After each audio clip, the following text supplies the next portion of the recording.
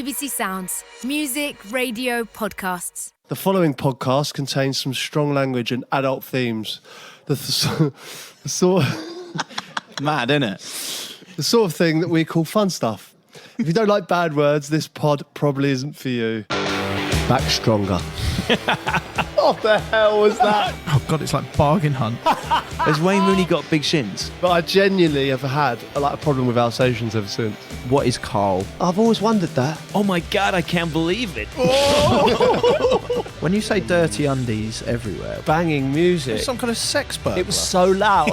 I've enjoyed that one massively. That's about it. Welcome to That Peter Crouch podcast with me, Peter Crouch. This is Tom Fordyce. Hello, Crouchy. I wasn't expecting that. This is Chris Stark. What an intro. Why are you doing it like that? No, it was just there, so I just read it like that. All good? Yeah, Not too good. bad. I mean, you've got the leather jacket on as always, Tom. I think you're trying to make that a thing now, aren't you? It was sitting in my wardrobe, not getting a look in. And because we're down south, because where I live in the northwest, you don't really get the chance to wear a leather jacket because of the prevailing climate. So listen, I'm down south. I thought I'd fill my boots. Very nice. And I've come dressed as some sort of Hawaiian detective. or some Colombian drug lord. Yeah. El Chapo. El Chapo.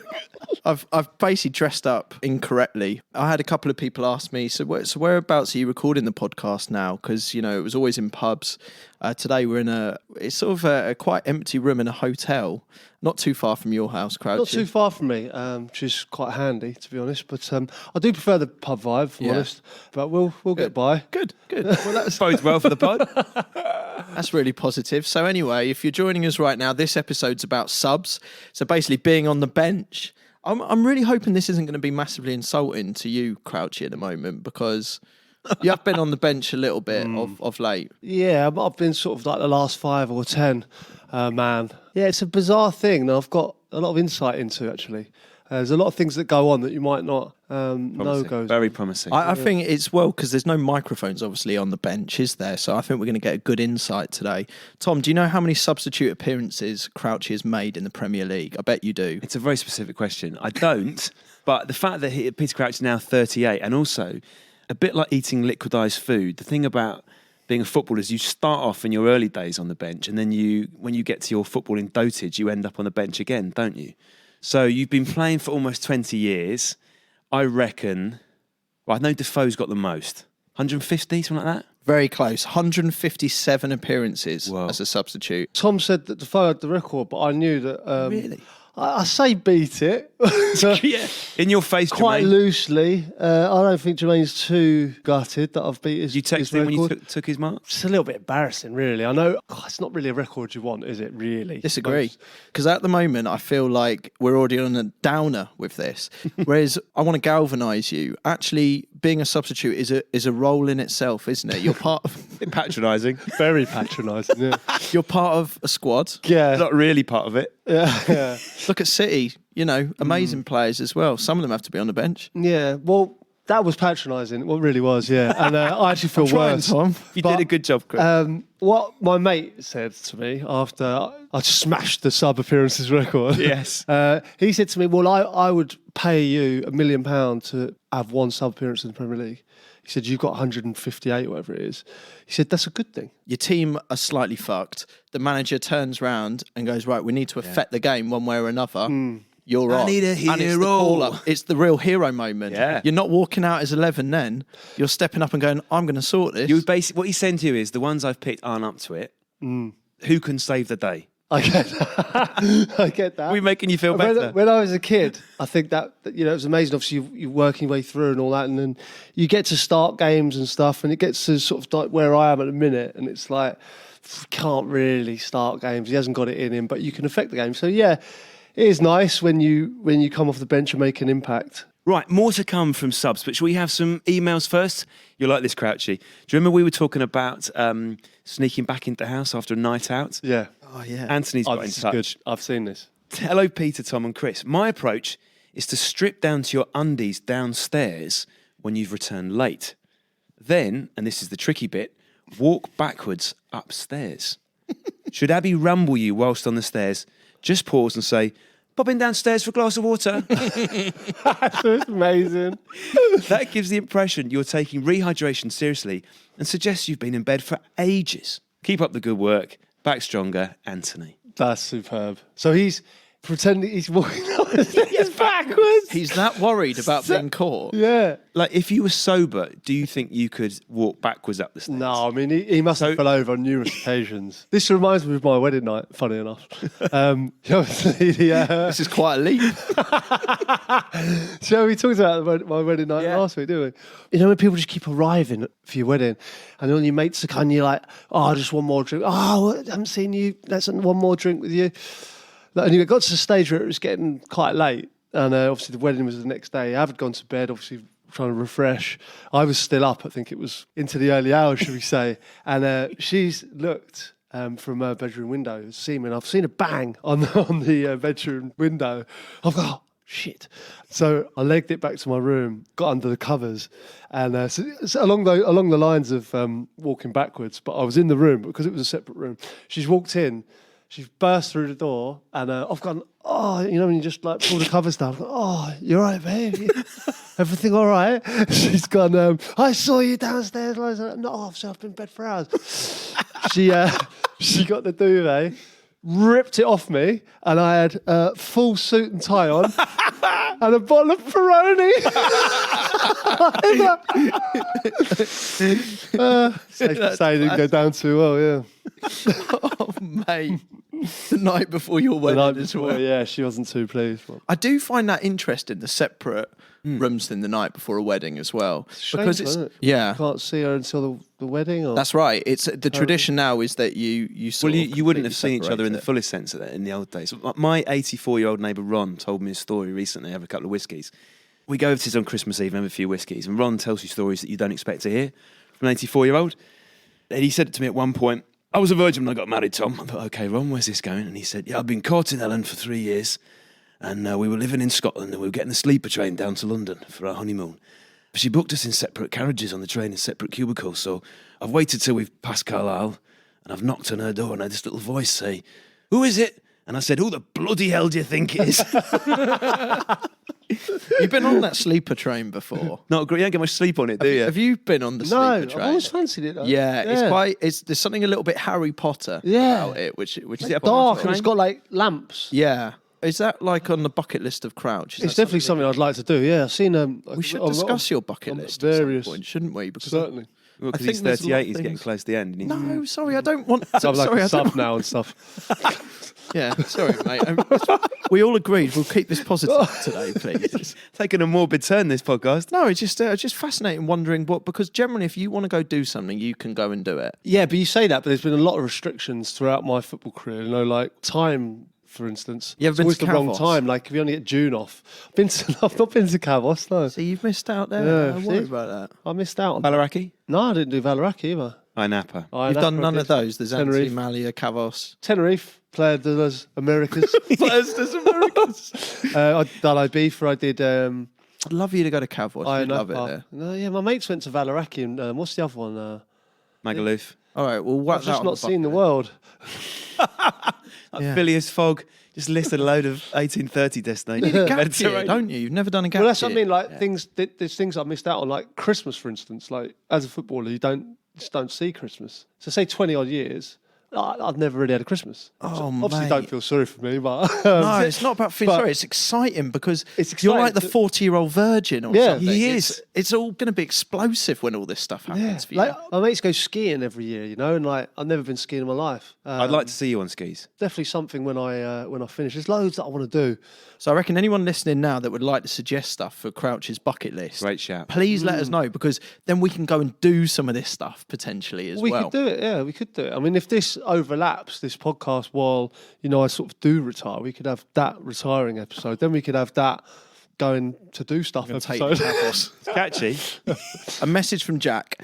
I met you in Florida once. I was standing outside the changing rooms at a water park. I think it was either SeaWorld or Aquatica. Aquatica? And you kindly stopped for a photo. We were stood there for 10 minutes as my sister couldn't get the underwater camera to work. But hang on, were they underwater at the time? I don't know. They're not being clear on this. I also kept bumping into Ricardo Fuller on the lazy river. So what's this? He's a Stoke player, wasn't he? He was at one point. So was this some team outing to the water? Pulis organised a team bonding at the water I'm park. trying to think, actually. Yeah, God, would have been. Because Really? we were in Orlando with Stoke and we went to a water park. Pulis has gone, I know what the lads need. Aquatica. But this was so weird because because all the lads were like, it's a day off. We'll just go and play golf, or a couple of lads wanted to go shopping, or I don't know, go for lunch or something. And he said, no, we're all going to Bucking Aquatica. It's a bit of a... I don't know why I'm seeing it, and it must just be the way I'm seeing it, but I'm imagining the whole Stoke squad in Speedos turning up at a sausage fest situation. It's ridiculous. I mean, we were treading over kids to get on rides. Get off. My God. I'm on the flumes. So we all said, like, let's do our own thing, but we did go there as a team. Is that the weirdest place you've had a photo asked for? Is that weirder? I had a picture on Alcatraz. That was a weird one. I was coming out of Al Capone's cell.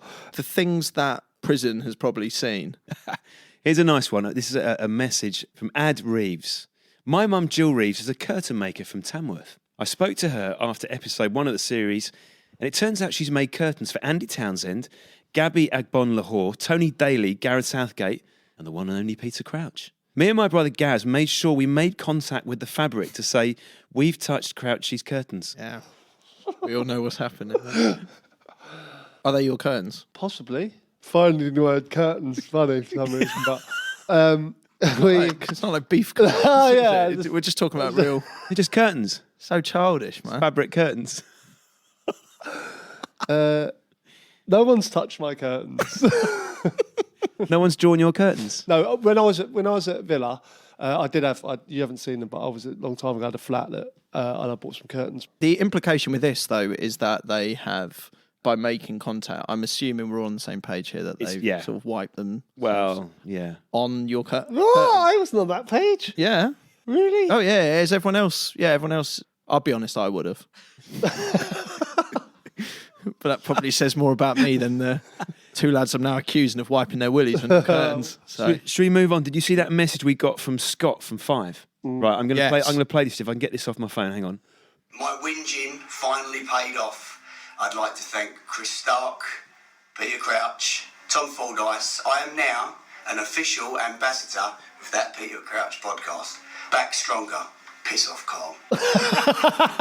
Welcome, Scott. What a man. Great news, isn't it? Superb. Yeah, it's great news. Great. Were you a fan of 5? Yeah, I didn't mind 5. Wouldn't it be lovely if we could maybe get them to reform in the name of the podcast? What's the one where they're all in like different levels of the house and the video? Keep on moving? Keep on moving. Yeah, that was the one. What about, That was the one. what about 5 Got the Feeling? Slam dunk the funk, you That mean? was a classic. No, 5 Got the Feeling goes, 5 got the feeling, jump up to the ceiling, gonna feel all right. Quite a hip-hop vibe. Remember? What? Yeah. What was the one that I liked then? Keep on moving. Yeah. Get on up.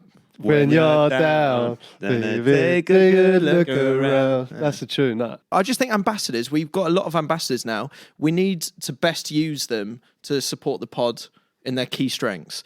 If we have an ambassador of boy bands, we should get them performing Reform 5 in the name of the podcast. Yes. Didn't you meet an actor? Yeah, I did. McAvoy. Yeah, James McAvoy, wasn't it? It's he was promoting a film with Samuel Jackson and Bruce Willis, and I was in a hotel, and I just got a tap on the shoulder, and it was James McAvoy, yeah, and he just went, Crouchy, and I went, James McAvoy. And he went, love the podcast.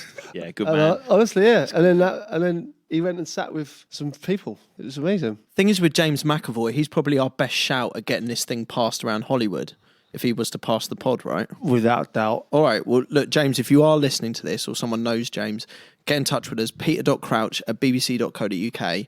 Get one of your people to do it. We'll send you a T-shirt. Get you the badge. Be good to pass the pod. Do your bit. Yeah. Hollywood ambassador. Hollywood ambassador, yeah. Here's Maybe a nice we one invite him out to Kavos. with Scott from 5. Here's a nice message from Caleb. You have a pop at this one. He said, it saddens me to hear that you've got a fear of Alsatians. I'd like to invite you, Chris and Tom to my house to meet my Alsatian called Jess. She's the most gentle and loving dog in the world. What do you say, Peter? Piss off. Oh, hang on. But is Jess not quite a strange name for an Alsatian? Like Alsatians are usually called things like Rex or Major. I'm sure it's a nice dog. Could be like a big breakthrough moment for you. If you sat down with Jess the Alsatian, she licks your face, You tickle her tummy. Why would I put myself in that position where it could potentially maul me? Thanks for your message, but I'll just believe you. I don't need to go around there. This is from Darren. Hi, Peter. I met you once in the works in Kingston. You were walking up the steps into the VIP lounge, always on your way to the VIP lounge. And I was lying on the floor with dried sick on my shirt. You still said hello, which was nice of you. I got thrown out that night. The only time in my life. I still don't recall why. You don't know why, do you? Feels like he's answered his own question there. We're like, I don't know. Who do I think I am going to the VIP in frigging the works? What am I doing? What's it like? What is that? It's just a different bar, I isn't think it? it's just that upstairs bit. It's wasn't it? upstairs bit. This bloke, right? So the sick is dried, so he's obviously been lying there for a while. So most people have ignored him. But Crouchy, you're the very first person to have actually even acknowledged that he's in some strife. I think that's quite nice. Yeah. Well, there you go. Where's his mates? Yeah, like, are his mates. Have ditched him. Unbelievable. Okay, shall we crack on with the pod? Been a lot of things discussed already, and I'm sort of warmed up now. I feel like we need to get into the girth of it, which is your speciality subject. I don't want this to be my speciality. The All right. bench. Well, look, we're getting the Peter Crouch insight into subs. Let's do it. Let's do it. That Peter Crouch podcast from BBC 5 Live. Right. Here's a convoluted analogy, Crouchy, for what I imagine it's like to be a substitute. Are you a bit, because you train all week with the team, don't you? And then you find out that you do all the drills and everything else. Then you find out on the Friday that you really got nothing to do on the Saturday. Are you a bit like a musician who does all the rehearsals, does the sound check, and then the gig's cancelled? It's exactly right. It's exactly right if you don't play. But on the flip side of that, if you do come on for 5 minutes and bag the winner, everyone's forgotten that you haven't played. You've nicked the winner and you're the hero and you haven't exerted too much energy. So it's on the flip side of that, it could be a good thing. But right at the start of your career, it's an honour to be on the bench at first, you know. And you get to sort of stage of my career where it's like, you know, it's a bit of a slight. You're like, oh, you know, I'm on the bench and, you know, I should be playing. Whereas when you first start, it's like the best thing in the world. I remember my first appearance sort of like at QPR, I was on the bench. Sticks out in my mind so vividly. We were 2-0 down. I came on with sort of 15, 20 minutes to go. And I actually remember hearing a groan from the crowd. And I was like, fucking hell, you know, like, and I always remember this was my first professional goal. I chested it down from a corner and volleyed it in. It was 2-1. I won the header and set up Chris Kawamia for the equaliser, 2-2. Basically, it was the best feeling I'd ever experienced in my entire life, really, to come on and make an impact in a game like that. That was probably the most important appearance of my career, was that Gillingham game. I remember it clear as day because that just changed my life, yeah. Do you have to do that then? I mean, it seems like an obvious thing to say. You come on as a sub, do you put in more effort, would you say? Or do you put in less because you don't want to become known as a sub, do you? If you come off the bench and you play really well, rather than proving to the manager that you should have started, it's almost like you've proved to the manager, this bloke is a brilliant sub. You get typecast into that. A super sub. Yeah. I get that, and I've never understood that sort of way of thinking, but there are players that will throw the toys out the pram, spit the dummy out. Don't, you know, when they come on, you can tell it like, you know, I should have been starting, and they're fuming, and they can tell that in their performance, and it's just unprofessional. Like for me, you're only letting yourself down if you come on and don't give it everything. You're letting yourself down. It's only you that it reflects badly on, really. Even if I was fuming with the decision to not start me, I'd always be of the belief that I'm going to show him why I should be playing. Imagine being angry about coming on to play football for your club. Yeah. Like, and I get it, because at that level, suddenly there are egos, I imagine. And a hell of a lot of egos that people all believe they should be playing. And, you know, not everyone can. So... but this is crazy, because this isn't even about a player being taken off and getting angry. This is a player who's been brought He's on actually been given the chance. and is angry. But you can tell the ones that are fuming. This is why I don't really agree with maybe naming the team an hour and a half before kickoff, because then you get the sulks before the game. Whereas if you announce it the day before, maybe at training, the players can get their head round it, process it, and then wish everyone good luck before the game. Whereas if you do it just before, they get dressed at the last minute. And they're not shaking people's hands to go out. The warm up is a disgrace. It's a weird thing when you're sitting on the bench. Of course you want your team to win, the end of the day, it's your livelihood, it's your job at stake. And the person who's playing ahead of you at this point, if he goes and gets a hat-trick, you know full well you're not starting next week. You're done for. So whoever says that they want him to do well, or it's not that I don't want him to do well, but you don't want him to be banging in goals because you're not going to play. My best case scenario when I'm sitting on the bench is we win, say, 2-0, and the midfielders get the goals. I can imagine a situation, Chris, where the striker on the pitch misses a chance and 30,000 people are going, oh, clutching their heads, and Crouchy's going, get in there. I think it's a bit like, the Oscars where you miss out on winning an And you do have award the happy and you've still face. got a smile and but someone else Well played, scores and you've got to Jermaine. be like, yeah, that's beauty, that. And inside you're Well done, thinking, mate. you bastard. But obviously, I want my team to do well. Ultimately, that's the goal. But I remember thinking at Spurs, it was myself, Robbie Keane, Pavlyuchenko, Jermaine Defoe. We were playing with one up and sort of Van der Vaart behind, and a lot of the time it was me.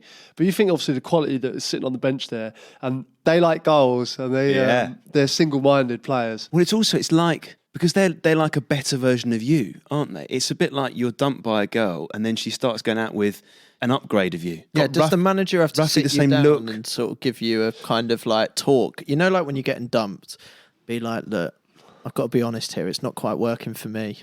Don't know if you feel the same. Met someone else that's slightly better. I want to looking. see someone else. Well, it's exactly like that, to be honest. It really is like that. Who gave you the best talk?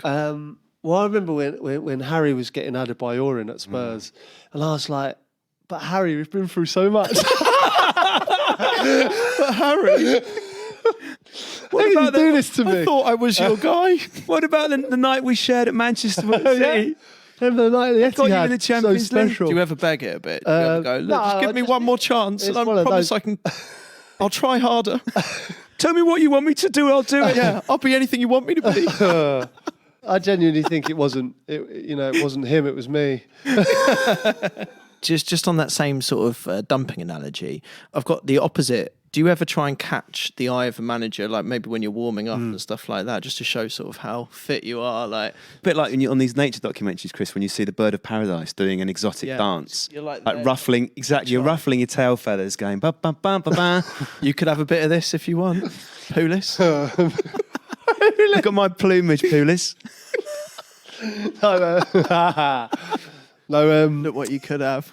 I knew he was going to get onto this topic, and this is the weirdest thing ever, is being on the bench, actually being like the game Physically. itself. It's such a bizarre thing, like the warm-ups a little bit different, you feel ostracised. The day before it's different, you've got a bib on and you're mimicking the other team. You're a So mannequin. 11 subs, you're basically a mannequin. It's like the team have got to play through you and make them look good, hopefully. And then you're on the bench. When the game's going on, it's a bizarre thing. If someone goes down in your position, you've got to go out and warm up, and it's like, it's early, am I ready?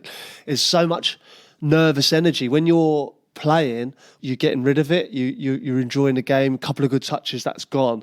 But you never get rid of it on the bench. You've got that feeling of nerves here that just does not go away. And do you find yourself critiquing, let's say you're on the bench and there's a striker who's struggling, do you find it hard not to go, oh, come on, mate, do me a favour? Does it get a bit bitchy? Does, yeah. Well, this is what I can't stand. Like having been an experienced benchman. Benchman. That's not a phrase. I can't, It will be. Well, I can't stand.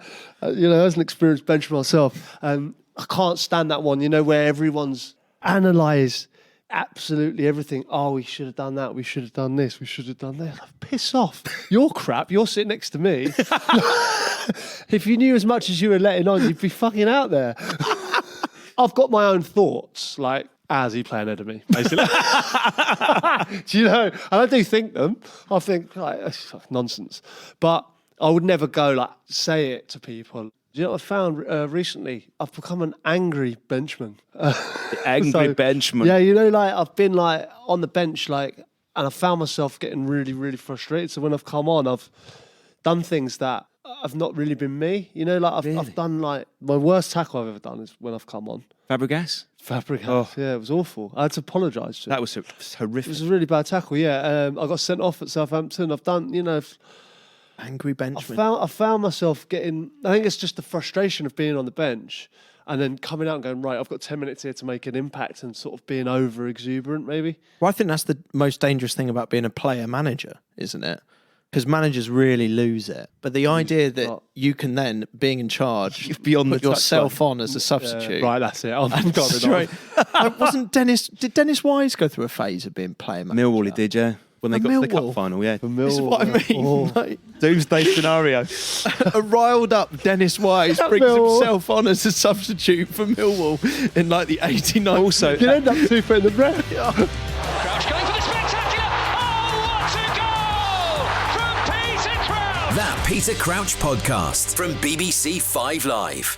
I don't know if you've noticed anything different about our cups this week. Yeah. these are special. Where are these from? We're doing some very subtle, unsubtle product placement here on the BBC, where we've got some nice podcast paper cups. It's the same image that appears on the ambassadors' T-shirts, Chris, isn't it? It's Fantastic. Crouchy roboting. Superb. But this is the world that we created, and it's always evolving. So thank you everyone for listening, because you've now got us branded paper cups, so it's all going well. They're good. They're the expensive ones. They're ones that you wouldn't burn your hand if you poured something hot in it, like Bovril. Well sold. Oh, here we go.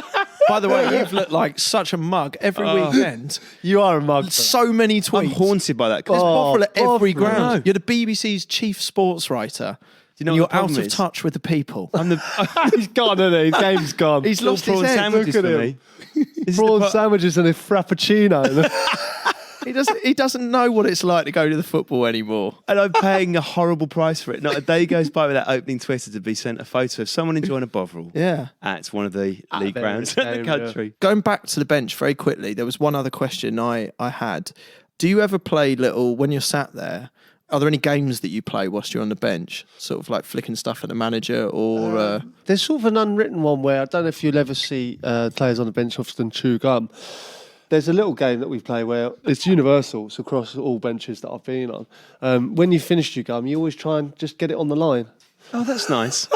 Yeah, you always just try and flick it. Is that real? No, genuinely, yeah. Genuinely. So once you finish your chewing gum, you'll always flick it. It's and then next you but yeah, it's a bizarre thing being on the bench. It really is. Like you say, if you don't get on, you train all week to like play a certain team. You get there, you have all the nervous energy. You prepare. You have the early night. You eat the right things. You have the sort of the caffeine drinks and things like that. So you're wide awake. And then you hydrate, and so when you're on the bench, you just need to piss the whole time Because you've drunk so much liquid. You're not running. Mate, what you're describing here is what every fan does every week. You are aware of that. Well, I don't think they plan all week. hydrate correctly on a Friday. They plan. They do. I'm telling you, they make their plans. Do you know what I mean? There's a big effort involved, travelling, and then they sit there needing a piss badly but can't leave. That's a good point, though. So if you need the toilet when you're on the bench, what do you have to ask the teacher for permission? It's also the sort of caffeine intake and stuff, and Rattling through you.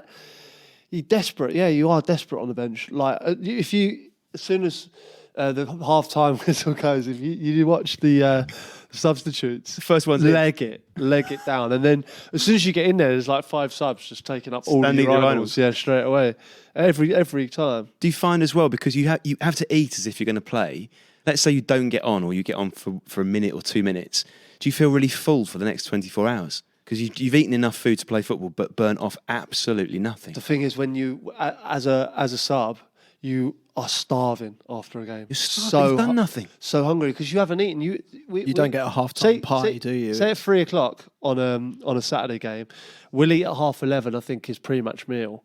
You might have a banana or something a little bit later than that, but you haven't eaten since 11:30. It's now 4:45. You're so hungry. Really? So hungry after a game, because after a game you've got all the it's all the adrenaline and You can't eat because you feel a bit can't sick. eat. You can't really eat.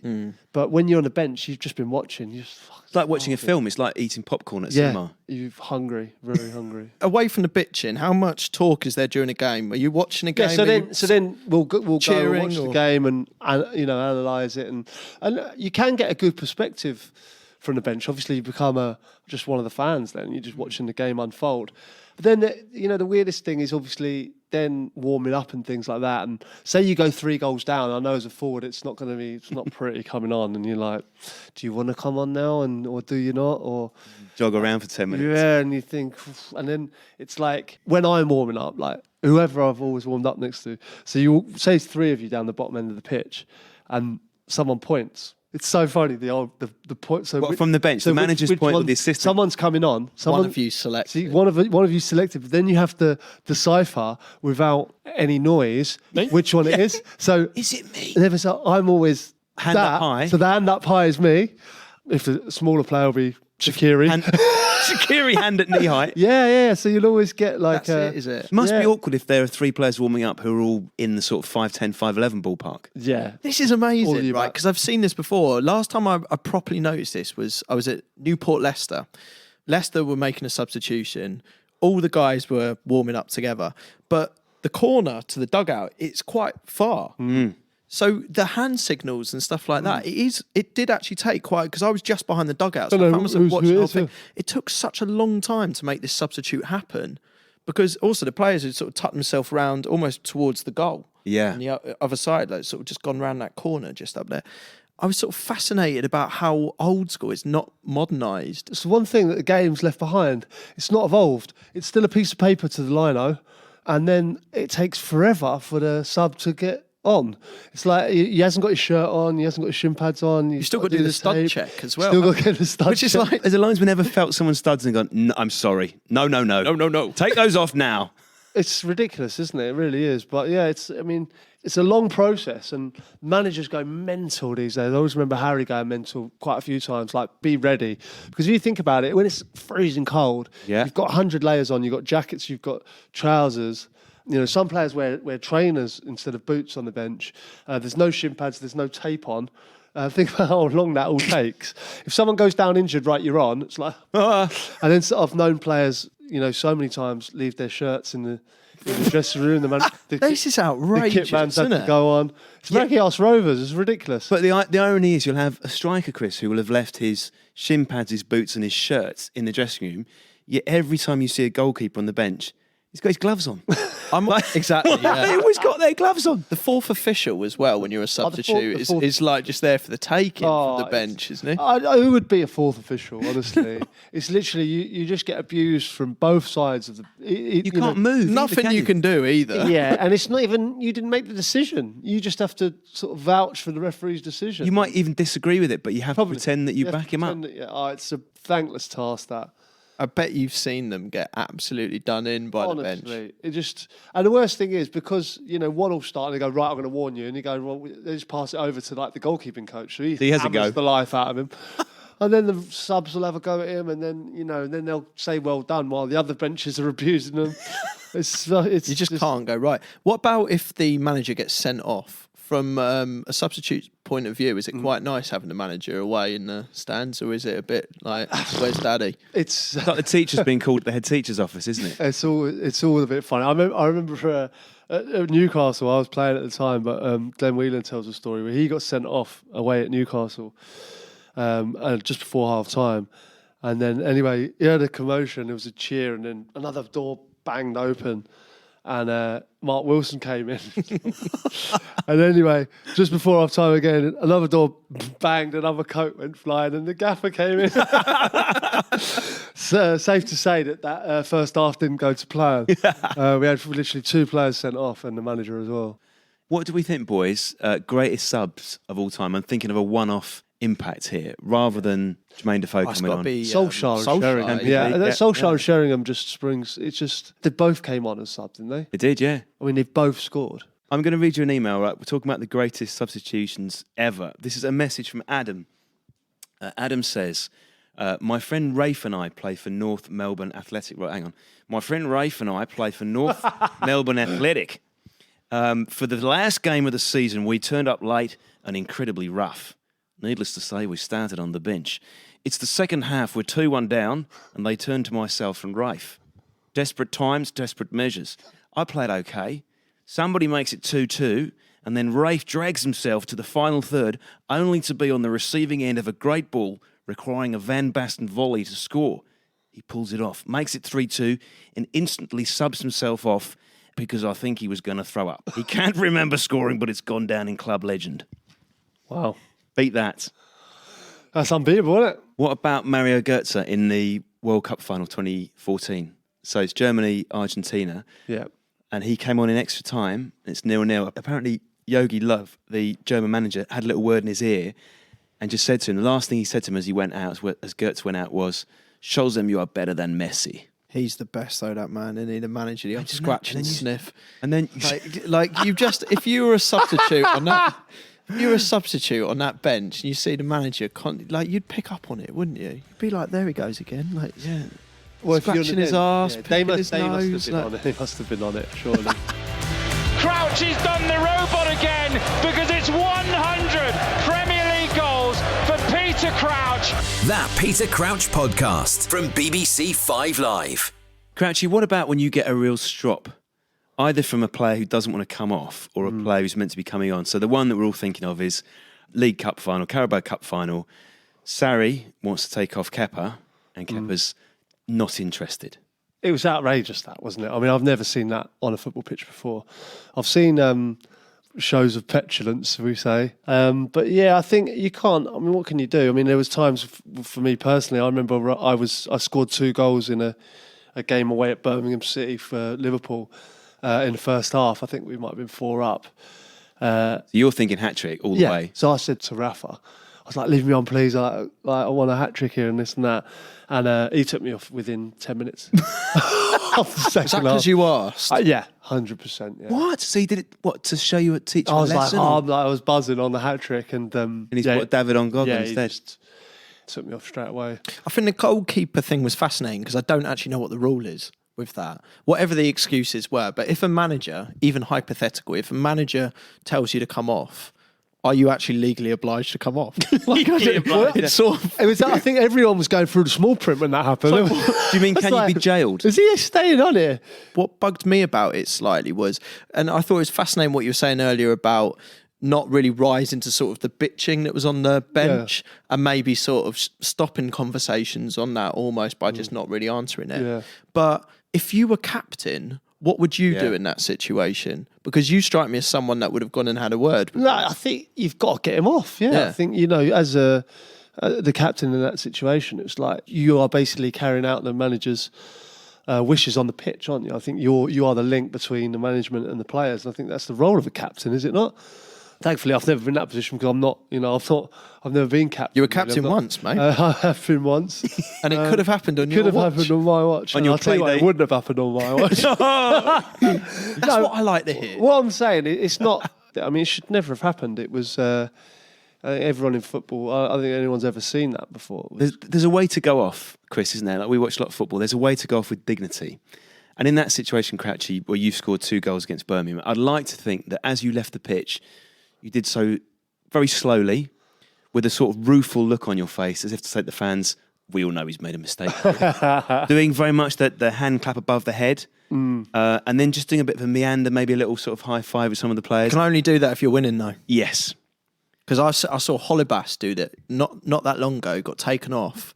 We were losing, but he walked off so slowly, and the fans were turning. But then that's fascinating as well when you're getting used as, say, coming on at 90 minutes as a substitution to just waste time. As in, your job is literally wasting time. That's embarrassing. I think it's humiliating, isn't it? Yeah, it is humiliating. I think as a sort of more experienced player, you'd like to think that wouldn't happen to you now. But there's nothing worse than coming on and getting taken off. Mourinho did that a couple of times. The worst.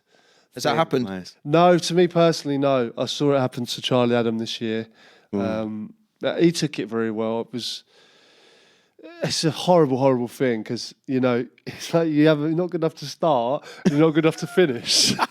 Don't you think the manager sort of respects that it is an awkward situation? Because I find in the rare instance that happons, the manager tends to have like a quick stop you pat on the arse. Stop more than that, but like stops them on the way back towards the bench and just has to. He might do the face cradle. He might do the come on. It's not you, it's me. It's it's change of. Yeah, but yeah, it's not far. It's not followed very far behind coming on for in the 89th, 90th minute to waste time. Have you come on and not touched it? That's not great, is it? So it's possibly happened, yeah. Do you find yourself more desperate to get any kind of contact on the ball to ensure it's like getting 7-balled at pool, isn't it? You just need to get like one of these springs to mind. I think it was my first appearance in the Nou Camp, believe it or not. So I came on in the 89th. And I was thinking, how often am I going to win in the Nou Camp? I'm going to milk the life out of this. So I went in the corner, and we were wasting time down in the corner. I was, give it to me. And I chested the ball down the corner, and then Puyol, I felt a bit of contact in my back, and I went down, grabbed the ball, and the ref blew his whistle. And I went, yes, I've done my bit. I wasted time in the corner against Puyol, dived, earned a foul, and then we won. I'm not a big fan of that, by the way. The grabbing of the ball before the referee. There's some players are fantastic at it. Honestly, it's genuinely. You hate it, Chris, do you? I hate it. Yeah. I would have thought you'd be against it as well. Actually, I'm not for it, but there are players that are very, very good at it. It's a handball in my opinion. It's a handball. You have to make a decision. Referee? The referee has to make a decision, and usually you get the foul. If you were ref, Chris, you're basically given a handball every time, are you? It's a handball. The referees just don't want to go there, do they? Because I agree with that. Yeah, I agree with that. Actually, now you're saying that, you shouldn't. I don't want to do down your only move at the Nou Camp. No, it's not. Yeah, that was my move at the Nou Camp. Do you regret it now? No. Have you ever fallen out with someone over the whole sort of substitute thing that you're talking about and starting? And has it ever been something you've had to chat about outside of? Yeah, there's been a couple of times, where like you were saying about someone coming off, like where they haven't shook hands. So that fuming, they've just walked off like down the other end, and you've got to come on. It's disrespectful for the player coming on. It's disrespectful for. There's been times where your fault. I've been fuming. There's been times where I've been fuming. I've been brought off. But you always shake the player's hand. Who's come wish him well. It's like it's not a slight on him. He didn't make the decision. The thing that really gets me, I don't know if you agree, Tom, is when I see substitutes from both teams talking to each other, sort of just having a conversation in the corner. You're fraternising with the enemy, aren't you? Yeah. That shouldn't be on. Yeah, I get that. But if what are you chatting about? Because you're not talking about the game, are you? No, just usually catching up. How's the wife? Great. How are the kids? Good. Yeah. Gives a bell. No, when you're on the bench, it's different. If you're in a tunnel or during a match, Or marking someone at a corner. On the bench, it's like if you're warming up, and it's like if you were playing, Chris, you and I was warming up, you saying to me now that you would come over, I might nod at you walk and that- past me. Would you give him a little dig, No, Chris? I think there's a difference between that and going like, booked any holidays. It's what the impression I'm getting from you is exactly what annoys me, which is in the corner of the pitch there's a whole game going on. You're sort of pretending to stretch, and you are pretending. And we need to talk about that. And you're we are pretending to stretch. and you're there chatting away. That for me feels a bit. It's not chatting away. I think you've got like a good 10, 20 seconds max. Can we let's do some of these pretend stretches ones. I'm going to do the first one. So I'm going to stand up, and it's what you might call a groin stretch. What are you actually doing when you're doing that one? For that, you are showing everyone that you're working without working. You're looking busy. So this is the equivalent of when people are listening to this podcast. Yeah.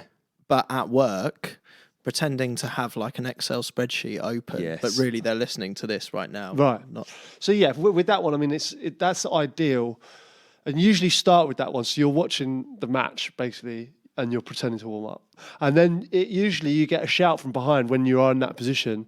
So it's usually like the groin stretches like this. You standing legs apart. Groin stretch like that, and then someone say, "Sit down, you lanky wanker." So then you'll just take a knee like that, because they paid a lot of money to watch a game. They don't want a 6'7" substitute standing in front of them. Well, here's another idea then. If you're not really stretching, could you be put for better use? So, just an idea here. But when you're at away games, the ball boys and that can be very uncooperative if they're ahead, slow to get the balls back. Could you, as substitutes, not be positioned around the pitch, sort of to get the ball before ball boys and that so that you can throw it in If it's straight not away? enough to say that the Crouchy's made more substitute appearances than anyone else, he should now be a ball boy. Well, I'm just suggesting that there might be a role for the players rather than sitting on. Just get their hands margins dirty. in the game now. No, I know exactly what you're saying, and I think that would work. And also, we used to because the lino's not allowed to be on the same side as the subs now, because when he used to be there, we used to influence decisions. Did you get in his say ear? we like I'm the substitute, but I have spent a lot of time there. So yeah, we used to say like terrible decision or Would you? get in his ear. Oh, that's offside. You know, like any little thing like that is constantly just in his ear. And I suppose that's influencing the match, isn't it? So they've obviously worked that out. So you can't go over the other side. I didn't know yeah. that. But you know, what if people want to talk to you about the podcast? I'd like to think that anyone can. Well, this come is talk to you about the strange. podcast. I mean, Constructive feedback. I have to say, the last sort of season has been the year of the podcast. Really, I think people have probably forgotten I've been trying to play football as well. Because when I'm sitting on the bench, often people will say to me, it used to be like, "Oh, what a goal that was," you know, like, and people would just lean over and say, "Enjoying the podcast." It's nice. It's off, I Carl. really like that. Little Listen, no things other like that. footballers getting that. I can promise you. Yeah. Look at the charts. No, it's mad. So genuinely, like, a lot of people were talking to me about it now, which is great. You know, I'm enjoying this. So. I've got something else on that front, actually. There's a big thing at the moment where kids turn up with signs. It's always happened, but now there's, I think, loads of signs where people want to get footballers' shirts. Yeah. If you can turn up at a football match with, "Can I have a Peter Crouch podcast shirt?" At that point, you'll go over and start handing them out. I'm happy to do that. Would you like to commit to that? I'm happy to do that, but obviously I'll need a few shirts, won't I? Yeah. You'd have to travel with like a holdall of T-shirts, like a market trader. You know those bags at market trader? Oh, They're- boy. Exactly. Rodney.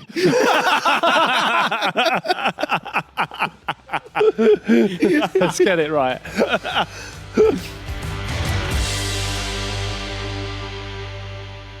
I feel like we've got through so much today. That was a good one, wasn't it? Right then, boys, message from Harry. My mates reckon they were in a mosh pit with Crouchy at Kasabian's hometown gig in Leicester. Definitely happened, I imagine. Possibility. My mate Joe says Crouchy caught him with a flailing arm and ever since has been telling everyone that he knows what it feels like to be a Premier League defender. He even used it as a chat-up line once. What sort of chat-up line is that? Crouchy elbowed me in the face. We can't got very far with that. Like you wonder what other chat-up lines have failed, don't you, for him to get to the point where saying, Crouchy elbowed in the face once. It's not It's on his Tinder bio. a great line, that, is it? Anyway, it's been funny seeing all the messages that we get on Twitter and Insta, and all the Carls out there as well, who are massively offended by the fact that you sort of deride them every week. No. A few of them are fine with it. Carl's with a C. That's it. They're fine. They're okay. Specifically, Carls with a K. It's specific, yeah. Some other people who deserve a mention, boys. A big shout out to Dave and Curtis. Have you seen these boys? They're ambassadors for Thailand. They live in Brighton. Can't quite work that one out. But they're running a That Peter Crouch podcast Insta account. Check it out. It's really good stuff on there. And a shout out to Billy from Billinghurst. Seems convenient, doesn't it? Billy from Billinghurst. Really? He's having a laugh. Made there, up name. God. Who Feeling her. It's like he's made up his own town, isn't it? do you think he's gone to live there because that's his name? No, is it a real place? Definitely. You know, there's a place called Burnham on Crouch. Is Crouchy. it? Yeah. Nah. Nice little place out in Essex. I did know that. My mum's from there. Crouch End? Crouch, of course. Well, yeah. Are we approaching the Crouch End at 38? Quite possibly. Somber note again, isn't it? Fucking hell, you're killing me here. Anyway, Billy from Billinghurst says, just wanted to let you know that I'm spreading the pod out here in Nobuoka in Japan. It's right down in the arse end of nowhere. It's like the Cornwall of Japan without the nice bits. Right. Incredible. What's he doing there, I wonder? What, in Nobuoka? Sounds like the Hollyoaks of Japan. Yeah. Well, look, fair play. Wherever you're representing this podcast, we appreciate it. Massive thanks. Nobuoka, Japan. Not heard of it myself. Maybe send us some pictures. Yeah. And to Richard Smith, your mates have been in touch to say thank you for passing the pod. Yes, thank you everyone that is passing the pod. It's nuts. Like, wherever you go, or you can be at a train station and people come and they want to talk about the podcast. I was in a lift earlier and someone was actually listening to it. And it's great so many people keep supporting this podcast and getting it to where it is, because I'll be honest, it is fucking ridiculous we're number one still. But you guys are making it happen. So thank you so much. Did you see that the lad on the bus who was listening to the pod and then he looked at the phone of the bloke sitting in front of him who was listening to the pod? Oh, It was yeah. on the bloke's phone. Yeah, I saw that. Oh, way. Right, boys, what's the next episode going to be about? Crouchy doesn't know. What Crouchy would like to say is he'd like to do on about dreams, wouldn't you? Oh, dreams. That's a great idea, yeah. Yeah, why? Well, I've just found out 3 seconds ago. But no, dreams are a good one. That sounds fantastic. So this is- So we're saying, like, what? People who dreamed about scoring goals? Any dream that involves football or professional footballers. So this isn't a daydream. This isn't me or Chris saying, I'd love to score the winner for Watford or Wednesday at Wembley. This is an actual dream you have had whilst asleep I'll be really excited because I'm playing for England at World Cup, and then I'll find out that the World Cup is being hosted in a multi-storey car park, and that I can't move my legs because I'm a Subbuteo player. Do you know what I mean? It always has to go there's always wrong. something wrong, isn't there? That does happen a lot. That used to happen to me a lot as well. Listen, every week we say these topics, and I think, God, this is going to be awful. And every week they're good. No, so Dreams, we'll go with it. Dreams is a good one. Dreams is good. Do you have what do you generally dream about? Just to tease ahead. Oof. Are you always, generally when you dream- dream about football, are you always Peter Crouch? No. I've been other players before. Who have you been? When I was a kid, that's all I used to dream about. It's all I used to try and dream about is football. You go to sleep thinking, I want to dream Yeah, about I want to dream about football. What I found after games and things like that is you're involved in the game you've just played. This is one I find really weird. So you literally have a dream that night You're dreaming about the game of you've the just game played. you've just played, but things are different in the game, and like you're missing. It's weird. It's All right. like- Well, look, we've got to save all this stuff because this is going to be another podcast. And we'd like these sent into your BBC email address, Crouchy, which is? Peter at No. Crouch. I had a massive gamble there. You sounded so old. Peter, www. dot. I just had a massive gamble. Ask Jeeves. Mate. It's something to do with BBC. It's Peter.Crouch. Peter.Crouch at bbc.co.uk. Yeah. There you go. So send in your dreams to that and we will pick out the best for next time around. Perfect. Dreaming. What a finale that is. That Peter Crouch podcast from BBC 5 Live.